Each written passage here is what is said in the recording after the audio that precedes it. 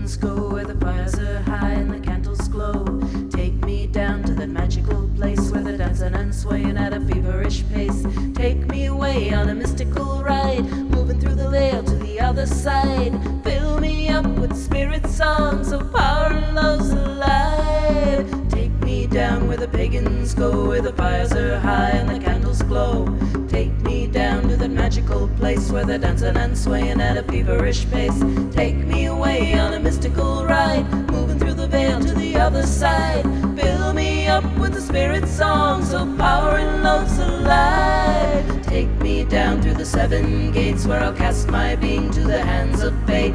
Take me down to the dragon's lair where myth and legend ride the air. Let me rise on the messenger's wings, let me see what the future brings. Fill me up with the spirit songs of power and love's alive. Take me down where the pagans. I think one of the reasons why people fear the word witch so much is that it brings up ideas about women's power. And for 5,000 years or longer, we have been propagandized, really, to fear women's power, to fear female power, to see it as something negative, something to be afraid of, something destructive, something evil. And naturally, we have all those associations that come up with the word witch. That's why, for me, it's important to use that word, to bring it up, to say, look, let's bring out into the light all of this stuff. Let's look at it clearly and realize we don't have to fear it. Within the new pagan movement is Wicca, the witches' religion. They honor all living and sentient beings. They live by a simple rule: do as you will, harm none. Their spirituality centers on the goddess. In meadows dressed in green, she is seen. Extra people to help us here. There's many, many things that ritual does. For one thing, it gives us a chance to mark the important passages and transitions in our lives. You know, the passages of death, like with our Halloween ritual with the spiral dance, the life passages, the first blood of a young woman. Any important transition in life generates a ritual.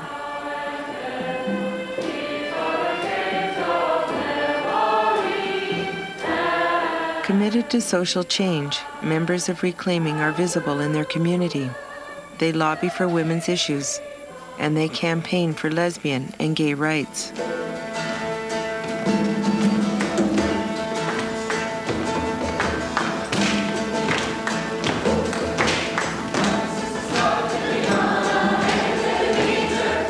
Ritual is also a way in which we come together with other people in a community to celebrate. And it's a tremendous bonding force. Our society is so big and so disconnected that most of the time we don't have a sense of a public that can mark these events, that care. The broader women's spirituality movement, not just witchcraft, is not a mass movement in the sense that there is a great leader and masses of followers. You know, it is not a cult. There's no great guru. And welcome to another edition of Keepers of the Flame. And I am Reverend Alicia Lyon Fulbert. And I'm Iris Chaucy. And we wanted to continue with our little series on what Wiccans do. And so tonight we're going to talk a little bit about ethics. You know, very, very important topic. Yeah, actually, just as we were talking a little bit before the camera came on, we were talking about how, you know, I have an old lecture in front of me that things have changed a little bit. You know, because when I first started, there weren't a whole lot of books out there, and there most certainly was, there weren't books on ethics. You know, craft was something you were either in or you were out of. You know, there wasn't this laity that we have today.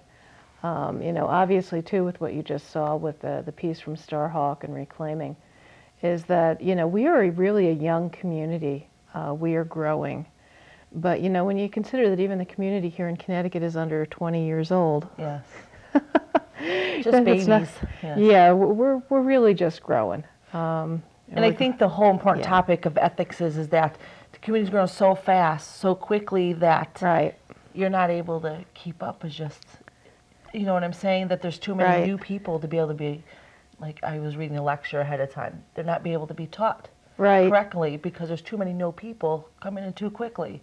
Yeah, a lot of us, I think, for the most part, have found ourselves, even in this strange place, even people that maybe have been in it for a few years, in a position of being an elder. And, you know, when you're really not even ready for that, when you really haven't even had enough time to form your own real thoughts about what everything is, that you've really had a time to mentally digest that, you know, there's a certain level of understanding, I think, that comes with time. Yes. And, you know, and with that does come a certain amount of wisdom, and then you can actually impart that to other people.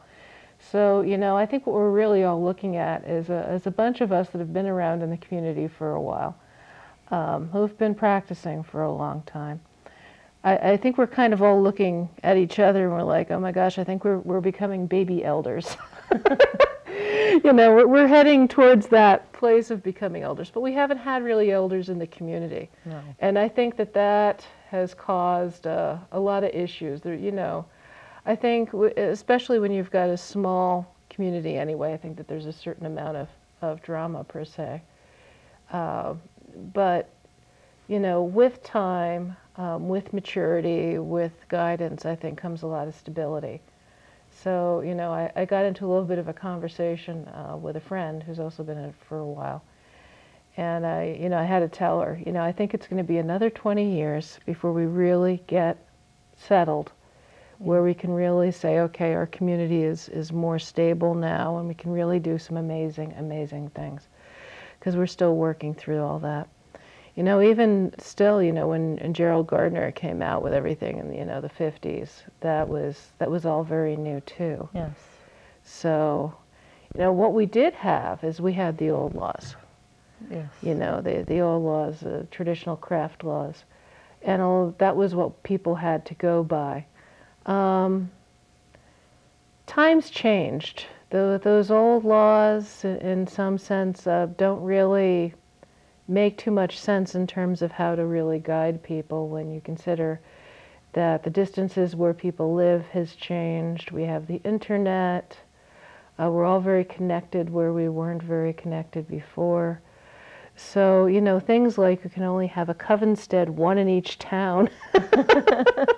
That's pretty funny. Yes, yeah. You know, things don't work out like that anymore. So, you know, one of the things that happened with the Odyssean tradition is that they recognize that. So they actually have newer laws. The old laws have been essentially reworked for the tradition, so that they make more sense in a modern context. But even aside from that, you know, everybody is always referring to things like the Wiccan Rede. And, you know, that's actually the Rede means advice. And it may be strong advice, but it is, nevertheless, it is advice. So, you know, we don't have a list of thou shalt nots.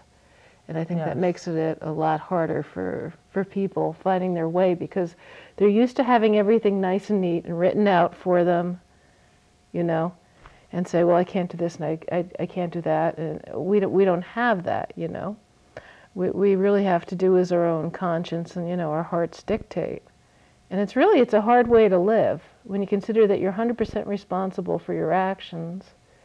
You don't, per se, ask for something like forgiveness. Yes. You know, forgiveness comes from within for the self. You might be able to give it to other people.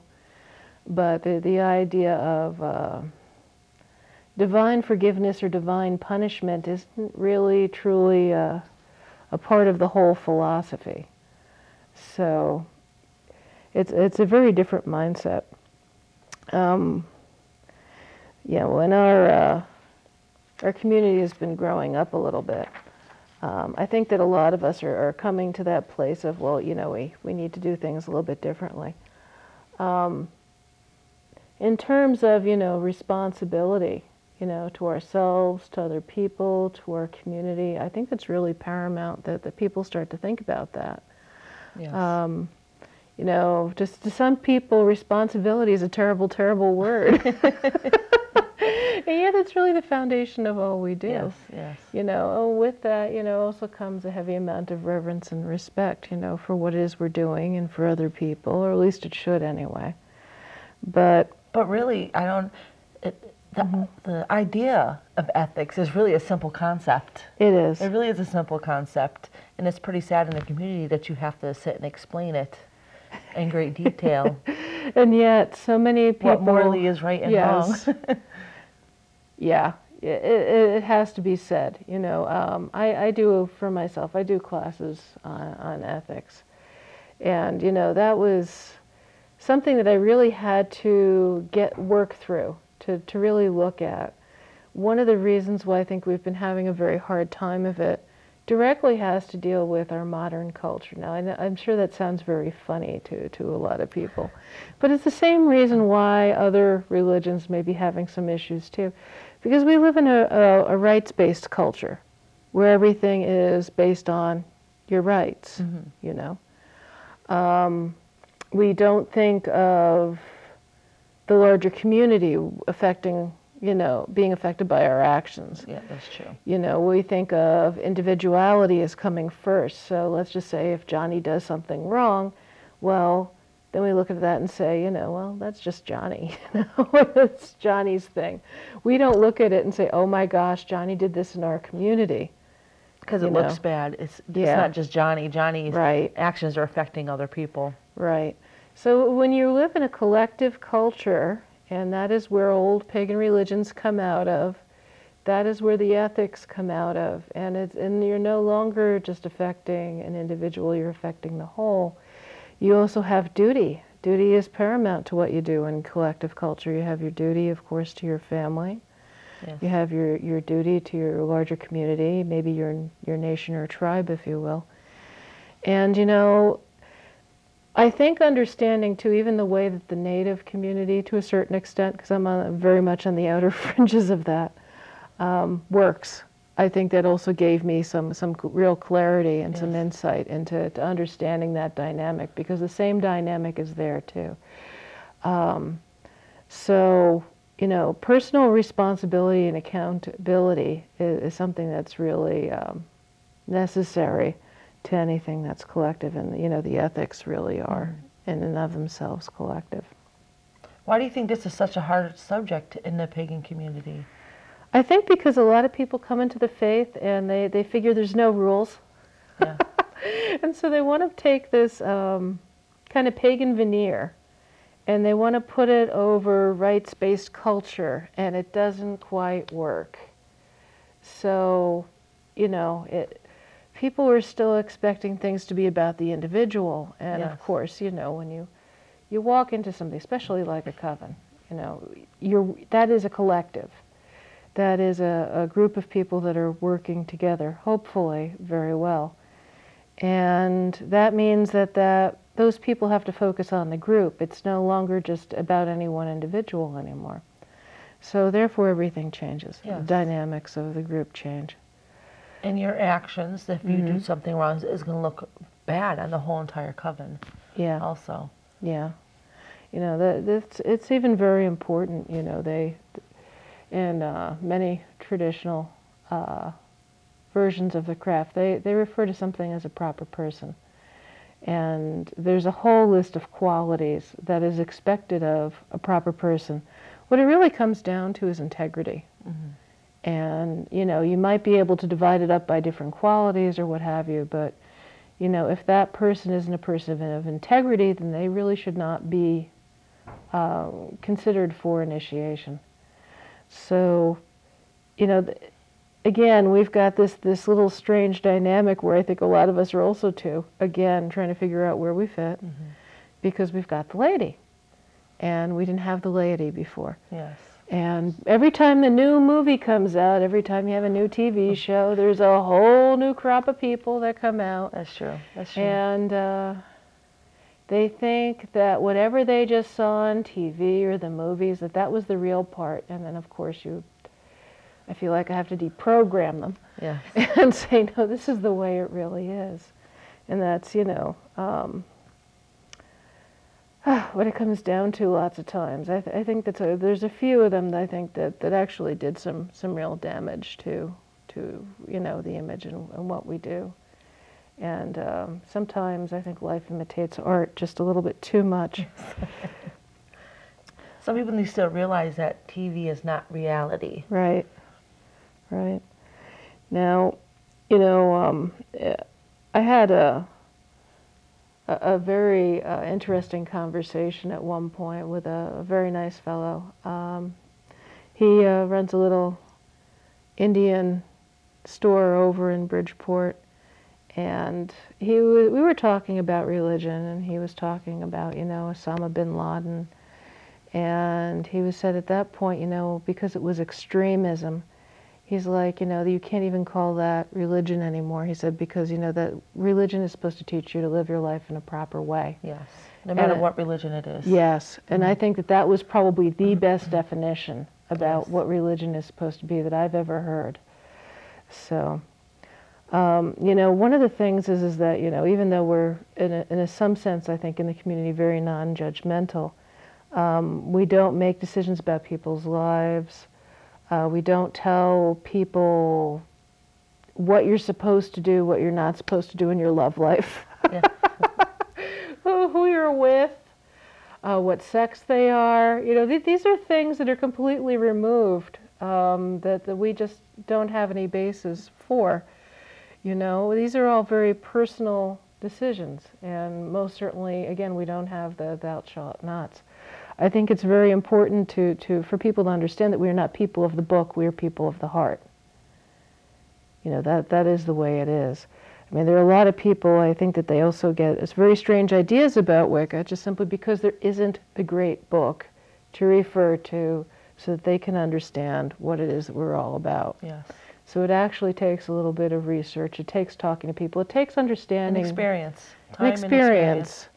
And really, I think even, for people that have come to me before, even like reporters, and there was somebody who wanted to do a documentary, I had to try to explain to them, look, you can't just walk into something. I mean, it blew my mind away that they wanted to come into a private ritual, completely blowing the idea away of a whole private ritual.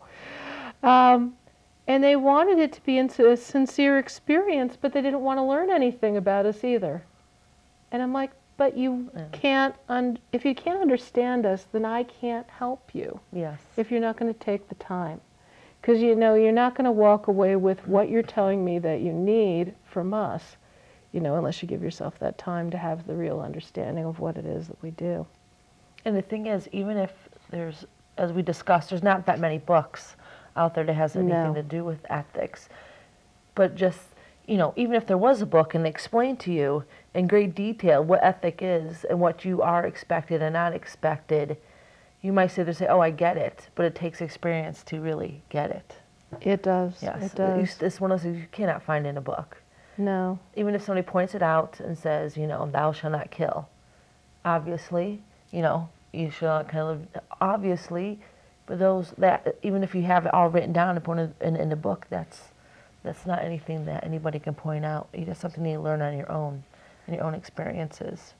One of the things that's kind of unwritten is that, I'm going to use a very kind of new age term, or in some sense it's kind of old age, realistically, about living in right relationship.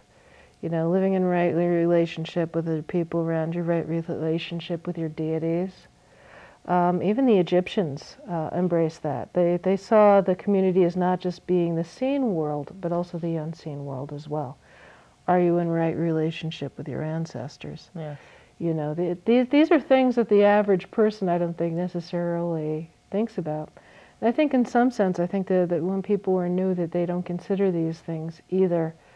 The whole idea of working with the forces that be, rather than against the forces that be, is really important to what it is that we do, and that we establish those relationships and connections with them is really of importance. I think we should explain the whole karma concept that people really don't understand. Most people view what karma is. It's not that it's completely wrong, but you think of it not the way it was intended. It's not just you do bad and bad's going to happen to you. Yeah. Or just because you did good to somebody, good's not going to happen to you. You know. Yeah, you know, karma is a Hindustani concept. So it really, it's kind of one of those concepts that kind of got dragged into Wicca. Yes. And there was an underlying concept already there. But, you know, the whole idea of, you know, that what you do does come back to you. I mean, how many times have people heard, well, what goes around comes around? Yes. You know, we all hear that. So in that sense, we still maintain that philosophy. You know, people can also think about, let's just say, they say, well, there's threefold law, you know, whatever you do will come back to you 3 times. Well, if you take that a little bit more of a philosophical term rather than a literal term, it's like, well, okay, well, how many ways is it going to affect, depending on what those actions are?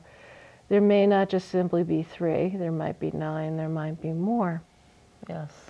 So, you know, when we live with that personal responsibility and accountability, realizing that our actions do actually influence the world around us, will return to us, that makes you very careful of what it is that you're doing. It affects the whole universe. Right, right. And again, you know, I still get these strange questions from people because of the media about things like spell work and stuff and ritual, and I guess a lot of people get very worked up about that. But it's a form of prayer. It's just a very active form of prayer where we're engaging the universe if we do that. So, you know, when we are working with something, we're working with something that's very sacred. Yes. And deeply personal. You know, it was kind of interesting, too. When I actually started doing a little bit of research on ethics, I noticed that it was across the board in a lot of different older cultures. It was very strikingly similar. You know, that whole thing about the golden rule? You know, I think just about every culture has their own version of it. It didn't matter, you know, whether it was Wiccan or Native American or Yoruba or, you know, Kemetic or Norse or even Hindu. It could be any of those things. I'm going to, just for a minute, just to introduce you just to this. Now, we have different types of ethics. And, you know, to follow the will of the gods as we interpret it is our duty, although it may not be the will or the law or the majority of the country or even the world. But we have a little piece here on duty-based ethics, as was developed by Immanuel Kant. It stresses that fidelity to principle and duty are most important, that the consequences of an action, according to Kant, do not matter. What matters is that the act itself is right, that one does one's duty, that one's actions should be ruled by the following imperative. I should never act except in such a way that I can also will that my maxim should become a universal law. And, you know, that's really very powerful in and of itself when you really think about it. Even threefold law, Gardner said, thou hast obeyed the law, but mark well when thou receiveth goods, so shall thou equally art thou bound to return good threefold. You know, I think it's also too that's the law of cause and effect, that we understand that there will be a repercussion to the actions. Yes. So, you know, there isn't really this form of punishment per se. I know. It's very easy to say, it's your karma, you know, or to tell somebody your karma will get you, and I hear people do that a lot, but you know, that's really, it's a holdover. It's a Western concept. I think this whole idea of punishment really, well, it comes from Christianity. Yes, yeah. And, you know, our gods love us. They aren't here to smack us around. Yes. You know, I think that this is all really, it's about a learning experience, you know, when it really comes right down to it. At one point, I really enjoyed a series of stories some years ago, and one of the most fascinating things about the plot line, it wasn't good versus evil, it was knowledge versus ignorance. And I think that that was such a different dynamic for me, that in some sense, I think that that even parallels this too. So. How about magical ethics? Oh, that's gosh, important. There's a ton of them. Yes. There's a whole ton of them. Yes. That involves free will.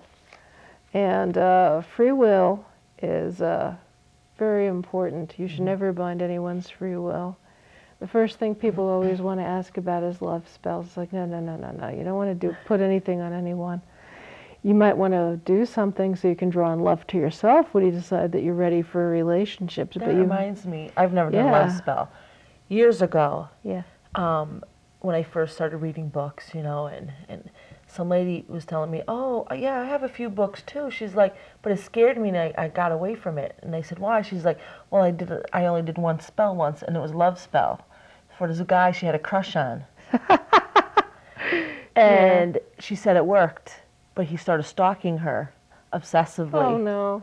It was bad. She said it took a couple of years to get him to go away. Like, I don't know. She said she had to do something, and they ended up finally going away. But getting arrested, going to jail, and he was like hiding in the bushes, and, you know, being a boyfriend. She found afterwards, she realized he was crazy because he ended up getting so obsessive with her. She's what scared her away. You know, he just changed his free will. You know, obviously it wasn't meant to be. Be careful what you wish for. Yes. You might just get it. Yes, I mean, that's a bad case scenario. It doesn't usually quite happen quite like that. I've never heard of anyone who has ever interfered with free will that they have ever gotten good results. Yes. There's love spells in a way where, you know, you can, like, you know, hope to find your soulmate. Yeah. You know, that's a different kind of, you know, not I want John down the street on, you know. That's changing his free will. If it's meant to be, it's meant to be. Yeah, and you know, I think that's the thing. I think everybody, they probably try and overpower and control the whole love situation a little bit. You know, love is such a precious thing that it's not something you can own. You can't own a person, obviously. You can't make somebody love you. Yeah, exactly. And, you know, I think in some level, I think that people have to get past that fact, and they need to let go of power and control when it comes to love, and just simply love. And I think that that's the real magic in there. Yes. You know, that you want something to last. Obviously, that's going to take a lot of work. That's going to take a lot of compromise. Yes. You know, relationships aren't easy. Being a tarot reader, I have to give people a lot of love advice, and even when I do the first question everybody seems to want to know. I love, know. then money, then health. You know? They really should be more concerned about their health. Yes. You know, it's funny that it's usually the health is the last question. But they want to know about the love. They want to know when somebody's going to move in with them, when are they going to marry them, and it's, you know, it's nice to want to know on some level, but on the other level, I think people are just better off experiencing, you know, that love for themselves. So, I got another. This is a good, important question that some people don't realize. Is what if somebody wanted to help somebody in a spell? Oh, you might not always want to do that. Yes. You don't know necessarily what you get yourself into when you do work for other people and what's involved, any more than you probably know completely the truth of the situation. Not just that. I'm not, you know, I'm talking about somebody thinks they're healing or going to help somebody without getting their permission first. Right. You know, you think you're doing good because you want to help them, but what do you feel? You think that you should ask them first? If you can, but by the same point, you know, if somebody, say, needs healing, maybe they're lying there bleeding in front of you, completely unconscious, what do you do? Yep. You know, do you try and save them? Yes. Well, of course you do. You know, I mean, that is the reason why they have do not resuscitate orders in hospitals, because they need to know, because otherwise they're going to save you. you know, because that is the first imperative. And even there, you know, that really the philosophy is to do no harm. Yes. Yes. So, seeing that Wicca is, in some sense, also based on some Hermetic principles, it shouldn't come as any surprise. I'm just going to read this for you. This is the original long version of the Wiccan Rede. That most people never heard of. They only know the short one. Yeah, they only know the short version. That contains just the keywords. Okay. Abide ye, Wiccan laws ye must, in perfect love and perfect trust. Live and let live, fairly take and fairly give. Form the circle thrice about, and keep all evil spirits out. To bind ye spell every time, let ye spell be spake in rhyme. Soft of eye, light of touch, speak ye little, listen much. These'll go by waxing moon, singing out the witch's rune. Widdershins go by a waning moon, chanting out ye baneful rune. When ye ladies' moon is new, kiss your hand to her times two. And when the moon rides at her peak, then ye heart's desire speak. Heed the north wind's mighty gale, lock the door and trim the sail. When the wind comes from the south, love will kiss thee on the mouth. And when the wind blows from the west, departed souls may have no rest. When the wind blows from the east, expect the new and set the feast. And thine woods into the cauldron go, burn them fast and burn them slow. Elder be ye ladies' tree, burn it not or cursed you'll be. When the wheel begins to turn, soon ye Beltane fire'll burn. And when the wheel hath turned to Yule, light the log, the horned one rules. Heed ye flower, bush, and tree, by the Lady blessed be. Where the rippling waters flow, cast a stone, in truth ye'll know. And when ye have and hold a need, hearken not to others' greed. With a fool no season spend, nor be counted as his friend.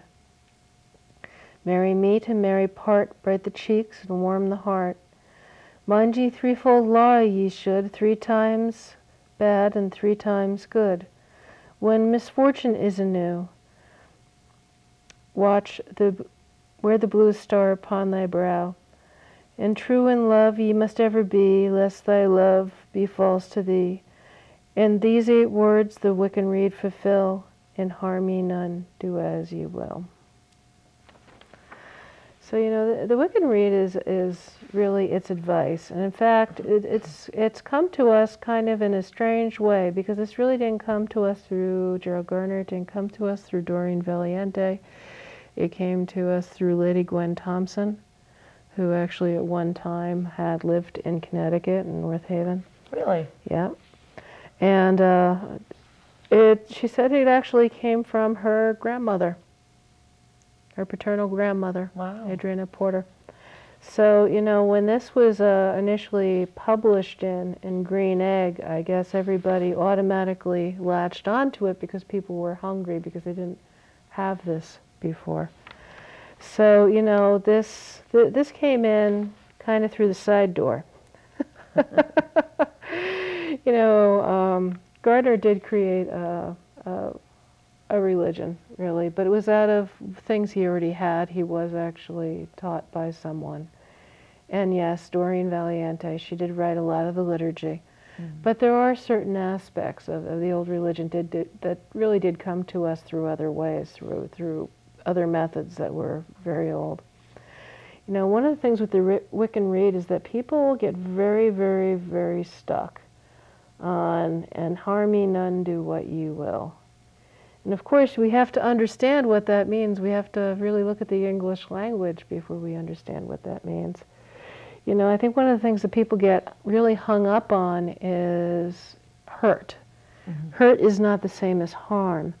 Harm means actually going out of your way to destroy something, someone, cause injury to, perhaps even potentially kill. You know, when you hurt something, it's not the same thing as harm. Hurt means that, yes, something has occurred where there has been some injury, but it isn't necessarily willful. Yeah. We hurt things all the time just by basically living. We step on the grass, we bend the grass. You know, we need food to eat. Life lives on life. That's the way it goes. So, you know, even if, let's just say for myself, like I'm a vegetarian, I haven't done meat in 14 years. And I did this afternoon. it's by no means necessary. But even still, I'm still eating life. I'm still eating plant forms. It's still Which is life. life. A lot of people don't think it is, but it really is. It is. It is. So, you know, we have to be really conscious of what we're doing. If we're actually causing harm, if there's destruction that's being caused, let's just say, to the environment, then we really need to pay attention to that. Yes. So, you know, how far do you take that? You know, that's even led some people to some very interesting conversations of, you know, well, maybe we really should be vegetarian if this is the path we want to be on. Again, the Rede's advice, you know, and we can decide exactly how much of a footprint we want to leave on this planet, how much harm we want to do, how much, just by our very living, how much does it actually affect others. These are decisions we can make for ourselves. There's nobody dictating them to us. So, you know, even for sometimes, let's just say somebody who's an inmate in a prison system, that this has been a reoccurring issue. So they might ask for vegetarian meals. And you know what? Truthfully, if that is what they feel that they need to do to live their life in a proper way, then that's the way it should be done. I do eat meat, but the whole problem was society, we end up indulging ourselves in more than what we really should be eating. You know what I'm saying? Well, it's another way of living, too. Yes. I mean, you know, we didn't have commercial farming back in the day. You know, I myself grew up with small-scale farming. You know, that was a way of life. My father, he hunted and he fished, he trapped. You know, this was really old-school stuff. This was not modern commercial farming methods, which, at least to my mind anyway, are really an abomination of how we treat animals. Yes, it is. It's true. It is true. So, you know, sometimes some people might even want to adopt effectively the concept of ahimsa, which some Hindu practitioners actually do, and not all of them do. It's the concept of nonviolence or non-injury, where they even go so far as to, let's just say, if you're going to take leaves from a plant like lettuce, you would want to make sure that the roots were intact, there were enough leaves left that the plant could keep growing. The whole idea, the whole concept was to do as little damage as possible. And keep a cycle of life going. Yeah, so. yeah. Give back instead of, you know, because that is a type of harm, though. If you're ripping the roots out and you're not letting it growing, that's a type of harm, too. Well, it depends on where you want to take it to. Yes. You know. So again, we have to do as our own conscience dictates. And you know, I for myself, although I am vegetarian, I do believe on some level about like animal rights and stuff. By the same point, I do understand what we have been doing for thousands of years and how we got here. And, you know, just even like being vegetarian would not necessarily be really something that I could do, let's just say, if we didn't have things like commercial farming methods, trucks to bring in the fresh produce, you know, canning methods, you know, all these things, all these modern things of life, even a refrigerator. You know, if it wasn't for these things, it would make it very difficult. So there's, you know, there's a trade-off. There's a trade-off in the electricity, you know. But, you know, we just, you know, we all spend more time thinking about what it is that we do and what we don't do. The thing is, those small little words in the Rede, when it's a big topic that people can really argue about. Yes, it is. It is. And, you know, it's really kind of funny that there's really nothing there to argue about because it's advice. But it is. It's so funny. What people really think and believe it's amazing. The whole topic about ethics can really start some heated discussions. It can. It can. You know, even, you know, for like breaking down, harm none, do what you will. Now, this is actually from our articles of faith. You can even view those on our website if you like. We were talking about before with harm. Harm shall be defined as interfering with another's free will, lessening someone's freedom of choice, causing unnecessary injury, damaging someone physically, mentally, emotionally, or spiritually or wantonly destroying something. You know, so clearly, again, you know, harm is not the same as hurt. The Rede does not say that we cannot hurt something. Because of this, we do this by our very existence. In order to live, we must, you know, eat other living things, such as the law of nature. We should not try to hurt, and most certainly we should never try to harm, and we most certainly should not wish to do evil. I think also, too, it's important to mention that not doing harm does not mean pacifism. And preventing harm to oneself and others, as in the case of self-defense, is also your duty. And no one should ever allow suffering to be inflicted on themselves or others. In many old traditions, members of the craft were thought of themselves as both servants and warriors of the gods, as maintainers of the balance. So it's our sacred duty to protect and preserve life wherever possible. So, you know, that changes everything, you know, because it was kind of funny at one point, I guess, that they thought all Wiccans were pacifists and they couldn't even necessarily serve in the military. Well, guess again. You know, I think there's lots of old pagan precedents for and you just mentioned something traditions. that's very important there, what your duty is. Yes. So if you live in this thing, harm none, you know, what happens is then you don't end up fulfilling your duty, some people. Like you just read in there, if somebody does harm, it's your duty to fix it. Yes. Being, going off the side and ignoring and acting like it didn't happen, that's not doing your duty. No. Ethically, you just did something wrong. You need to stand up for yourself. Absolutely. And I think that's one of the most important things to remember is that, you know, in a rights-based society, it's okay to be a bystander and to say, okay, well, that guy just went and mugged that woman, and the police are supposed to handle it. Well, you know, if you're looking at it on a whole different level, if you are saying that you are responsible for those people in your community, you might want to do something a little bit more, even if it only meant that you stuck your foot out and you tripped the guy. Yeah. You're sitting back saying, "Oh boy, I feel awful." That's not your duty. Yeah. Your duty is to actually do something about it. Yes. So we can't be really passive. We actually have to be active and aggressive about the decisions that we make. We also went ahead and we defined none on the Articles of Faith. Just shall be defined as no one, including the self, may also extend to other beings, the public, or property. You know, obviously you're not supposed to be harming yourself. You know, you're not supposed to be harming other people. You know, you're not supposed to be harming the body. The body's sacred.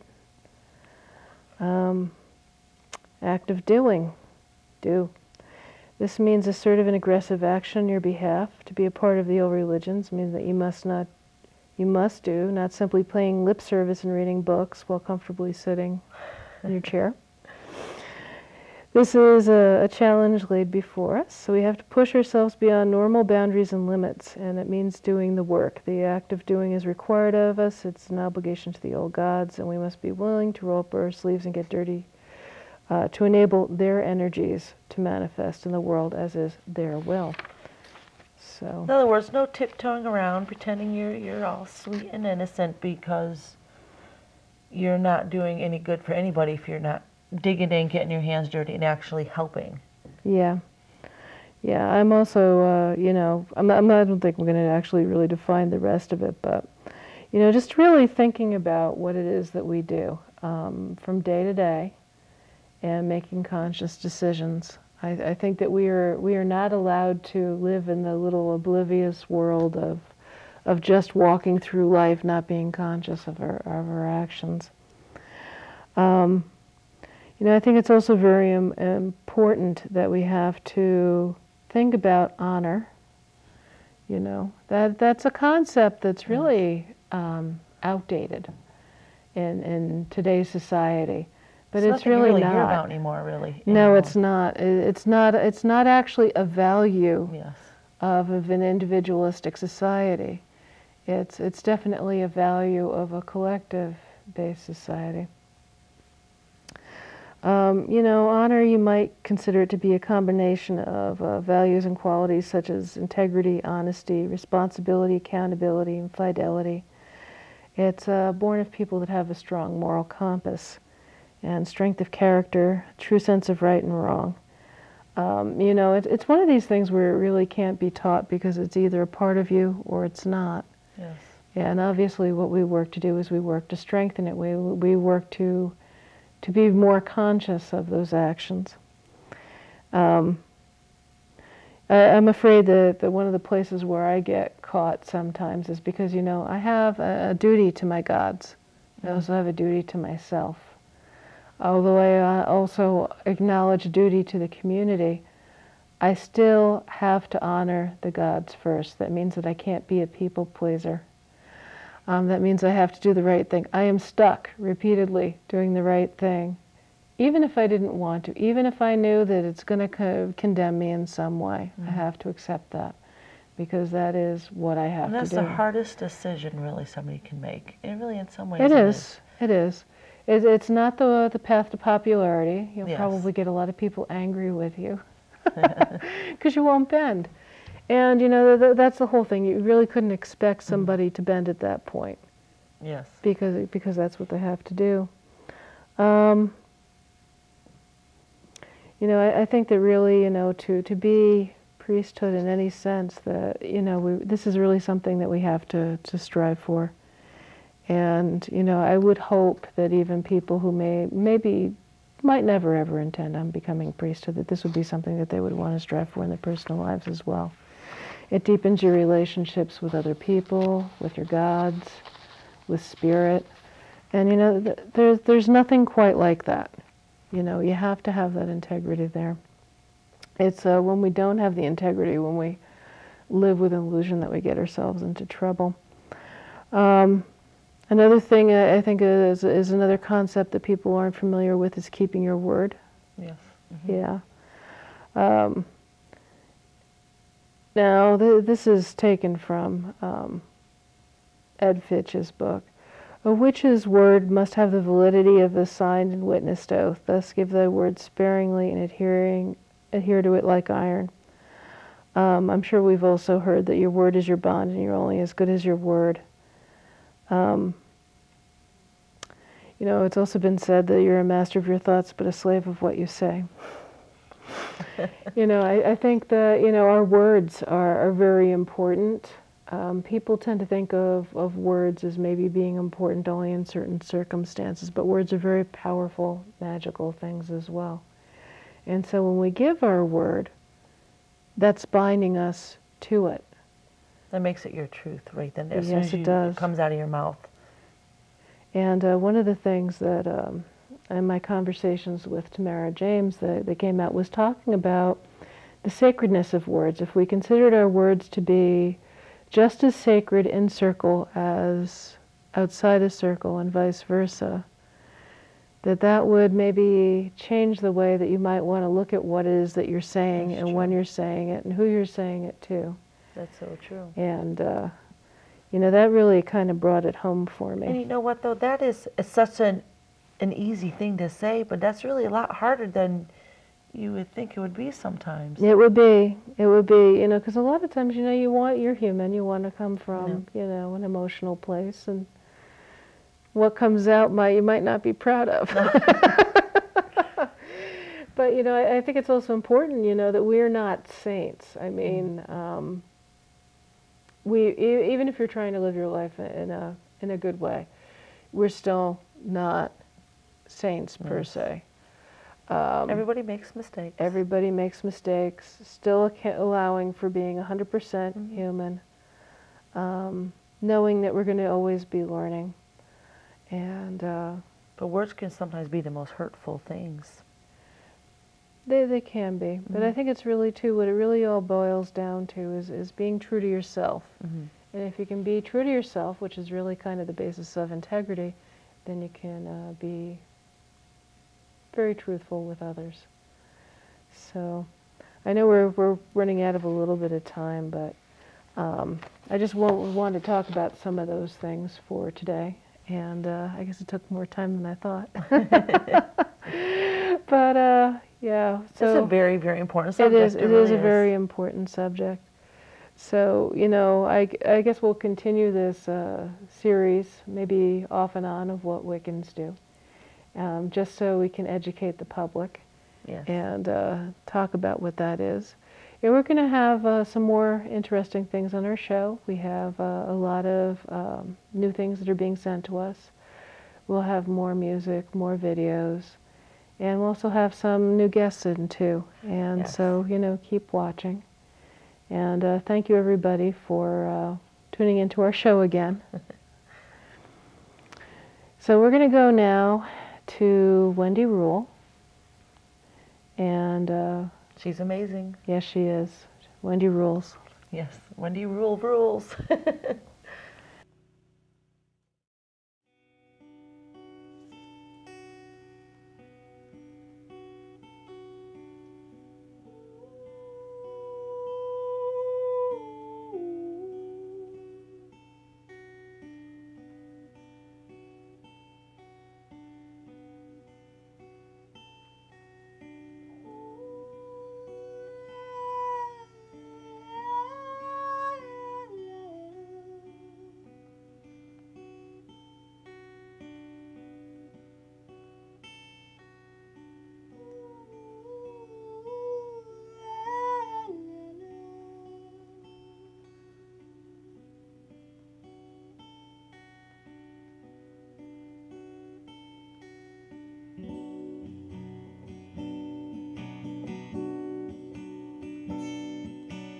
See all the waves, white horses, wind in their hair.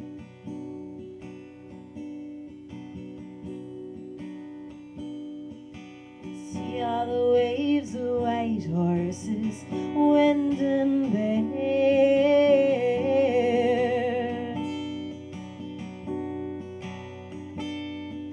See all the waves, white horses, wind in their hair. See all the waves, white horses, calling me to ocean. The waves, white horses, wind in their hair. See all the waves, white horses, calling me to all that is wild, all that is free, all that is wild, all that is free, all that is wild, all that is free, all that is wild, all that is free. See the waves, white horses, dancing below me.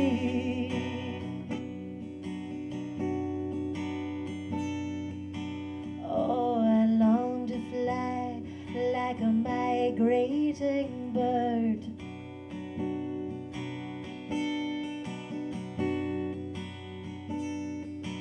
Oh, I long to fly like a migrating bird.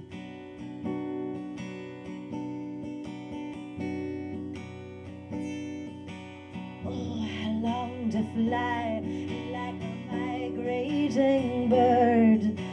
Oh, I long to fly over the sea, over the sea. Someday I'll fly like a migrating bird, far, far away on wings of the wild, to all that is wild, all that is free, all that is wild, all that is free, all that is wild, all that is free, all that is wild, all that is free.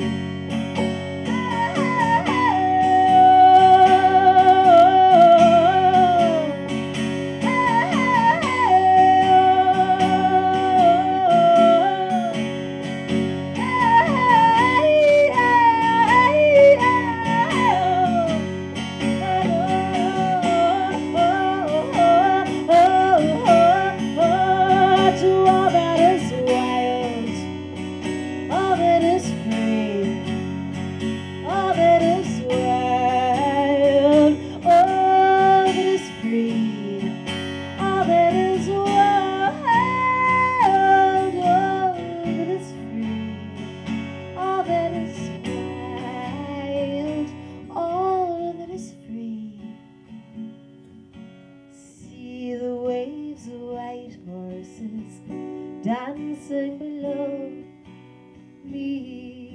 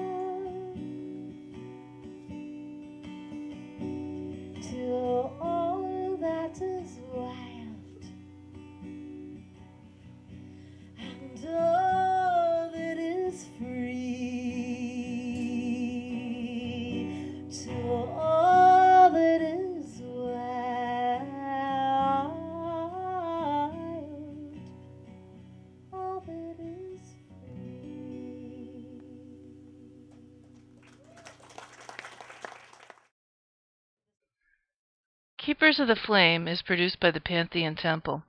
If you have enjoyed this show, please consider donating to the Pantheon Temple.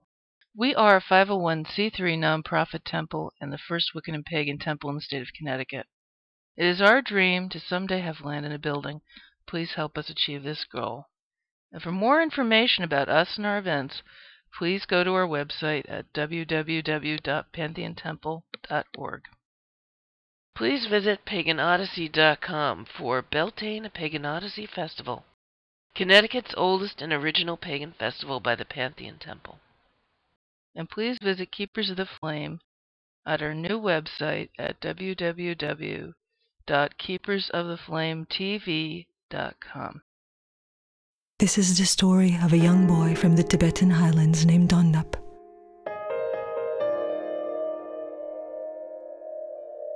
Dondap was told from an early age that it is better to live for one day as a tiger than to live for 1,000 years as a sheep. He learned that his actions have a voice, and goodness speaks in a whisper. He dreamt of being as free as a bird and flying high in the sky. He dreamt of one day traveling thousands of miles to meet the Dalai Lama. Dondap never imagined the fields would become fenced in. He didn't know what it felt like to be imprisoned.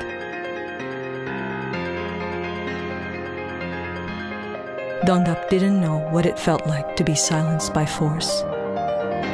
But he knew goodness speaks in a whisper. And from one single candle, thousands of candles could be lit.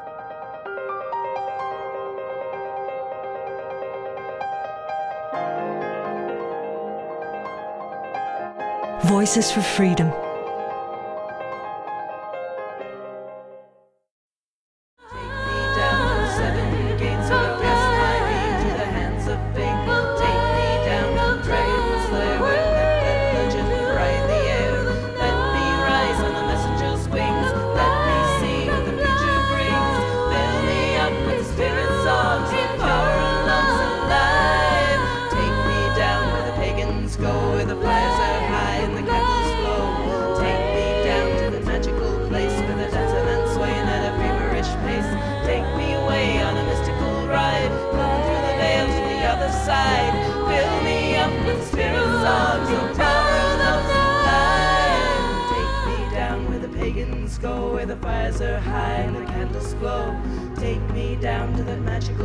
Where the dancing and swaying at a feverish pace.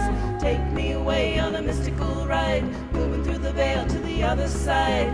Fill me up with the spirit song, so power and love's alive. Take me down through the 7 gates, where I'll cast my being to the hands of fate. Take me down to the dragon's lair, where myth and legend ride the air. Let me rise on the messenger's wings, let me see what the future brings. Fill me up with the spirit song, so power and love's alive. Take me down where the pagans go, where the fires are high and the candles glow. Take me down to that magical place, where they're dancing and swaying at a feverish pace. Take me away on a mystical ride, moving through the veil to the other side. Fill me up with the spirit song, so